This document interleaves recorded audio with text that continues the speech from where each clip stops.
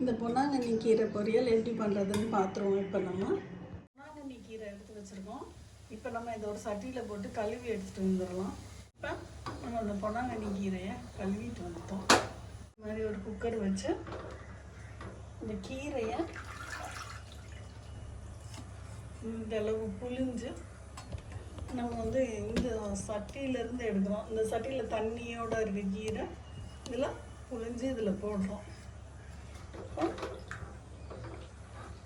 இதெல்லாம் கீரை எடுத்து புழிஞ்சு ரொம்ப புளிய தேவையில்லை, ஏன்னா தண்ணி ஊற்றி தானே வேகணும். இதில் போட்டுக்கிடுவோம். இப்போ இந்த அளவு நம்ம உப்பு போட்டுக்கிடலாம்.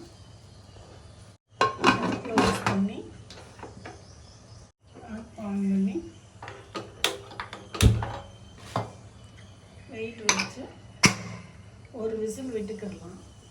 ஒரு விசில் அடிச்சிருச்சு, அடுப்பு ஆஃப் பண்ணிடலாம்.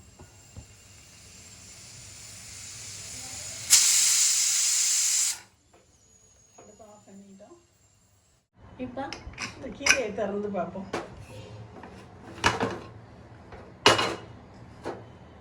இங்கே பாருங்க, நல்லா வெந்திருக்கு. இந்த தண்ணியை மட்டும் நம்ம வடிச்சுக்கிடுவோம். கீரை பாருங்க நல்லா நசுங்குது, இந்த மாதிரி நல்லா வெந்துருச்சு. தண்ணியை வடிச்சுட்டு வரேன். தண்ணியை கொஞ்சோண்டு இருக்குது, தண்ணி வடிச்சுக்கிடுவோம்.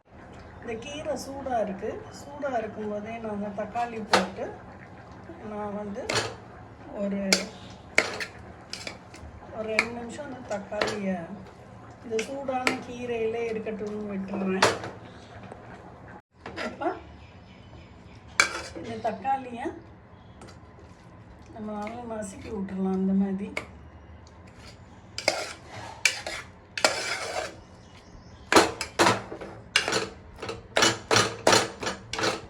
பாருங்க, தக்காளி வந்து நல்லா நசுங்கிடுச்சு. இப்போ அடுப்பு ஆன் பண்ணிட்டு இந்த கீரைக்கு நம்ம வந்து கொஞ்சம் நிறைய தான் தேங்காய் போடணும். இந்த அளவு தேங்காய் போட்டுக்கிடுவோம். இன்னும் கொஞ்சம் பத்தலைன்னா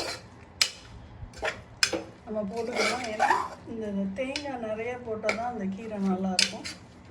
இன்னும் நம்ம தாளிக்கல. இந்த தேங்காயும் இந்த தக்காளியும் 1 நிமிஷம் இந்த கீரையில் இருக்கட்டும். இது நம்ம 1 நிமிஷம் மூடி வச்சுருப்போம். இந்த மாதிரி நம்ம திறந்துவோம். தக்காளி தேங்காய் எல்லாமே இந்த மாதிரி இருக்கு. இது நம்ம பக்கத்தில் எடுத்து வச்சுட்டு இப்போ நம்ம தாளிச்சுக்கிடுவோம். கொஞ்சோண்டு அடுப்பத்தை வச்சுட்டு கொஞ்சோண்டு எண்ணெய் ஊற்றிக்கோங்க. நம்ம கொஞ்சோண்டு உளுந்து போட்டுக்கிடலாம். கொஞ்சோண்டு கடுகு போட்டுக்கிடுவோம். கடுகு வெடிக்குது, அடுப்பை ஆஃப் பண்ணிடலாம். இந்த மிளகா வத்தல் 2 மிளகா வத்தல்,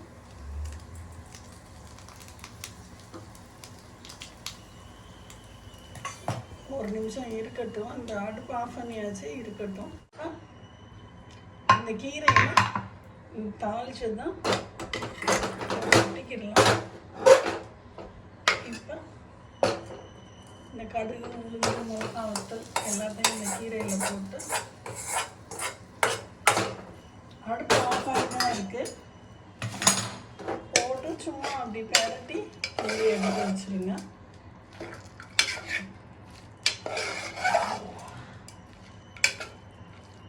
வேணால் நீங்கள் வெங்காயம் போட்டுக்கலாம். வெங்காயம் போடாமலே இது ரொம்ப நல்லாயிருக்கும். அவ்வளோதான், வேறு இதில் எடுத்து வச்சுக்கோங்க. நாம் இப்போ கிண்ணத்தில் எடுத்து வச்சுக்கலாம்.